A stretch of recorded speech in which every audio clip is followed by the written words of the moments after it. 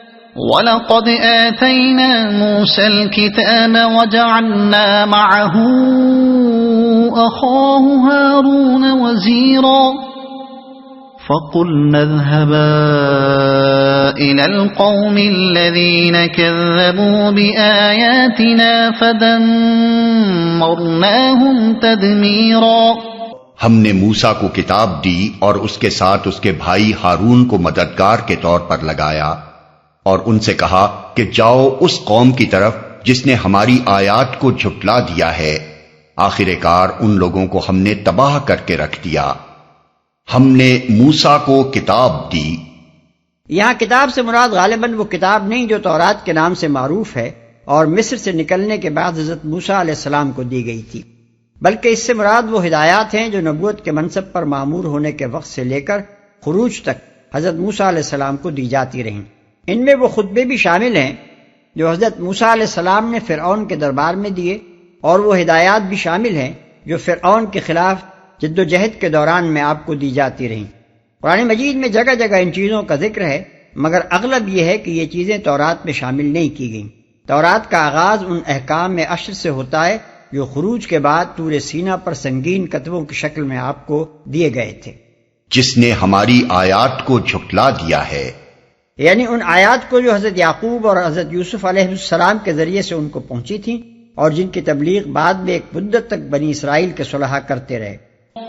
وَقَوْمَ نُوحٍ لَمَّا كَذَّبُوا الرُّسُلَ أَغْرَقْنَاهُمْ وَجَعَلْنَاهُمْ لِلنَّاسِ آيَةً وَأَعْتَدْنَا لِلظَّالِمِينَ عَذَابًا أَلِيمًا۔ یہی حال قوم نوح کا ہوا جب انہوں نے رسولوں کی تکذیب کی، ہم نے ان کو غرق کر دیا اور دنیا بھر کے لوگوں کے لیے ایک نشان عبرت بنا دیا، اور ان ظالموں کے لیے ایک دردناک عذاب ہم نے مہیا کر رکھا ہے۔ انہوں نے رسولوں کی تکذیب کی، چونکہ انہوں نے سرے سے یہی بات ماننے سے انکار کر دیا تھا کہ بشر کبھی رسول بن کر آ سکتا ہے، اس لیے ان کی تکذیب تنہا حضرت نوح کی تکذیب ہی نہ تھی بلکہ بجائے خود منصب نبوت کی تکذیب تھی۔ دردناک عذاب ہم نے مہیا کر رکھا ہے، یعنی آخرت کا عذاب۔ وعادا وثمود واصحاب الرس وقرونا بين ذلك كثيرا وكلا ضربنا له الامثال وكلا تبرنا تتبيرا۔ اسی طرح عاد اور سمود اور اصحاب الرس اور بیچ کی صدیوں کے بہت سے لوگ تباہ کیے گئے، اور ان میں سے ہر ایک کو ہم نے پہلے تباہ ہونے والوں کی مثالیں دے دے کر سمجھایا، اور آخر کار ہر ایک کو غارت کر دیا۔ اصحاب الرس کے متعلق تحقیق نہ ہو سکا کہ یہ کون لوگ تھے۔ مفسرین نے مختلف روایات بیان کی ہیں، مگر ان میں کوئی چیز قابل اطمینان نہیں ہے۔ زیادہ سے زیادہ جو کچھ کہا جا سکتا ہے وہ یہی ہے کہ یہ ایک ایسی قوم تھی جس نے اپنے پیغمبر کو کنویں میں پھینک کر یا لٹکا کر مارا تھا۔ رس عربی زبان میں پرانے کنویں یا اندھے کنویں کو کہتے ہیں۔ وَلَقَدْ أَتَوْا عَلَى الْقَرْيَةِ الَّتِي أُمْطِرَتْ مَطَرَ السَّوْءِ أَفَلَمْ يَكُونُوا يَرَوْنَهَا بَلْ كَانُوا لَا يَرْجُونَ نُشُورًا۔ اور اس بستی پر تو ان کا گزر ہو چکا ہے جس پر بدترین بارش برسائی گئی تھی، کیا ان لوگوں نے اس کا حال دیکھا نہ ہوگا؟ مگر یہ موت کے بعد دوسری زندگی کی توقع ہی نہیں رکھتے۔ بدترین بارش برسائی گئی تھی، یعنی قوم لوط کی بستی۔ بدترین بارش سے مراد پتھروں کی بارش ہے، جس کا ذکر کئی جگہ قرآن مجید میں آیا ہے۔ اہل حجاز کے قافلے فلسطین و شام جاتے ہوئے اس علاقے سے گزرتے تھے، اور نہ صرف تباہی کے آثار دیکھتے تھے بلکہ آس پاس کے باشندوں سے قوم لوط کی عبرتناک داستانیں بھی سنتے رہتے تھے۔ دوسری زندگی کی توقع ہی نہیں رکھتے، یعنی چونکہ یہ آخرت کے قائل نہیں ہے، اس لیے ان آثار قدیمہ کا مشاہدہ انہوں نے محض ایک تماشائی کی حیثیت سے کیا ہے، ان سے کوئی عبرت حاصل نہ کی۔ اس سے معلوم ہوا کہ آخرت کے قائل کی نگاہ اور اس کے منکر کی نگاہ میں کتنا بڑا فرق ہوتا ہے۔ ایک تماشا دیکھتا ہے یا زیادہ سے زیادہ یہ کہ تاریخ مرتب کرتا ہے، دوسرا انہی چیزوں سے اخلاقی سبق لیتا ہے اور زندگی سے ماورا حقیقتوں تک رسائی حاصل کرتا ہے۔ وَإِذَا رَأَوْكَ إِن يَتَّخِذُونَكَ إِلَّا هُزُوًا أَهَذَا الَّذِي بَعَثَ اللَّهُ رَسُولًا إِن كَادَ لَيُضِلُّنَا عَنْ آلِهَتِنَا لَوْلَا أَن صَبَرْنَا عَلَيْهَا وَسَوْفَ يَعْلَمُونَ حِينَ يَرَوْنَ الْعَذَابَ مَنْ أَضَلُّ سَبِيلًا۔ یہ لوگ جب تمہیں دیکھتے ہیں تو تمہارا مذاق بنا لیتے ہیں، کہتے ہیں کیا یہ شخص ہے جسے خدا نے رسول بنا کر بھیجا ہے؟ اس نے تو ہمیں گمراہ کر کے اپنے معبودوں سے برگشتہ ہی کر دیا ہوتا اگر ہم ان کی عقیدت پر جم نہ گئے ہوتے۔ اچھا وہ وقت دور نہیں ہے جب عذاب دیکھ کر انہیں خود معلوم ہو جائے گا کہ کون گمراہی میں دور نکل گیا تھا، عقیدت پر جم نہ گئے ہوتے۔ کفار کی یہ دونوں باتیں ایک دوسرے سے متضاد ہیں۔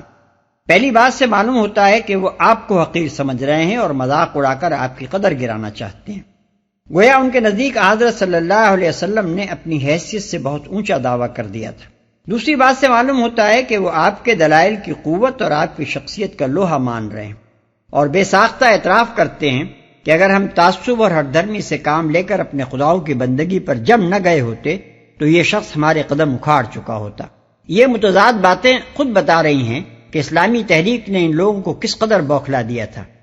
کھسیانے ہو کر مذاق بھی اڑاتے تھے تو احساس کمتری بلا ارادہ ان کی زبان سے وہ باتیں نکلوا دیتا تھا جن سے صاف ظاہر ہو جاتا تھا کہ دلوں میں وہ اس طاقت سے کس قدر مرعوب ہیں۔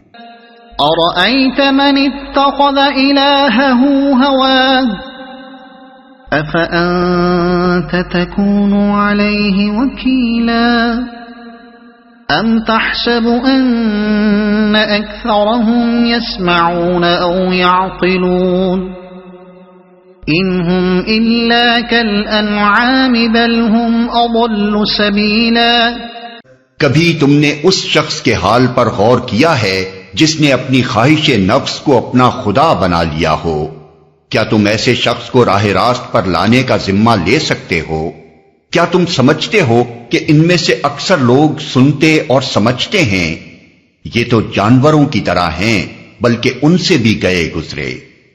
خواہش نفس کو اپنا خدا بنا لیا ہو۔ خواہش نفس کو خدا بنا لینے سے مراد اس کی بندگی کرنا ہے، اور یہ بھی حقیقت کے اعتبار سے ویسا ہی شرک ہے جیسا بت کو پوجنا یا کسی مخلوق کو معبود بنانا۔ حضرت ابو امامہ رضی اللہ عنہ کی روایت ہے کہ نبی صلی اللہ علیہ وسلم نے فرمایا، اس آسمان کے نیچے اللہ تعالیٰ کے سوا جتنے معبود بھی پوجے جا رہے ہیں ان میں اللہ کے نزدیک بدترین معبود وہ خواہش نفس ہے جس کی پیروی کی جا رہی ہو۔ طبرانی۔ جو شخص اپنی خواہش کو عقل کے تابع رکھتا ہو اور عقل سے کام لے کر فیصلہ کرتا ہو کہ اس کے لیے صحیح راہ کون سی ہے اور غلط کون سی، وہ اگر کسی قسم کے شرک یا کفر میں مبتلا بھی ہو تو اس کو سمجھا کر سیدھی راہ پر لایا جا سکتا ہے، اور یہ اعتماد بھی کیا جا سکتا ہے کہ جب وہ راہ راست اختیار کرنے کا فیصلہ کر لے گا تو اس پر ثابت قدم رہے گا۔ لیکن نفس کا بندہ اور خواہشات کا غلام ایک شتر بے مہار ہے، اسے تو اس کی خواہشات جدھر جدھر لے جائیں گی، وہ ان کے ساتھ بھٹکتا پھرے گا۔ اس کو سرے سے یہ فکر ہی نہیں ہے کہ صحیح و غلط اور حق و باطل میں تمیز کرے اور ایک کو چھوڑ کر دوسرے کو اختیار کرے، پھر بھلا کون اسے سمجھا کر راستے کا قائل کر سکتا ہے؟ اور بالفرض اگر وہ بات مان بھی لے تو اسے کسی ضابطۂ اخلاق کا پابند بنا دینا تو کسی انسان کے بس میں نہیں ہے، بلکہ ان سے بھی گئے گزرے۔ یعنی جس طرح بھیڑ بکریوں کو یہ پتہ نہیں ہوتا کہ ہانکنے والا انہیں چراگاہ کی طرف لے جا رہا ہے یا بوچڑ خانے کی طرف، وہ بس آنکھیں بند کر کے ہانکنے والے کے اشاروں پر چلتی رہتی ہیں، اسی طرح یہ عوام الناس بھی اپنے شیطان نفس اور اپنے گمراہ کن لیڈروں کے اشاروں پر آنکھیں بند کیے چلے جا رہے ہیں، کچھ نہیں جانتے کہ وہ انہیں فلاح کی طرف ہانک رہے ہیں یا تباہی و بربادی کی طرف۔ اس حد تک تو ان کی حالت بھیڑ بکریوں کے مشابہ ہے، لیکن بھیڑ بکریوں کو خدا نے عقل و شعور سے نہیں نوازا ہے، وہ اگر چرواہے اور قصائی میں امتیاز نہیں کرتی تو کچھ عیب نہیں، البتہ حیف ہے ان انسانوں پر جو خدا سے عقل و شعور کی نعمتیں پا کر بھی اپنے آپ کو بھیڑ بکریوں کسی غفلت و بے شعوری میں مبتلا کر لیں۔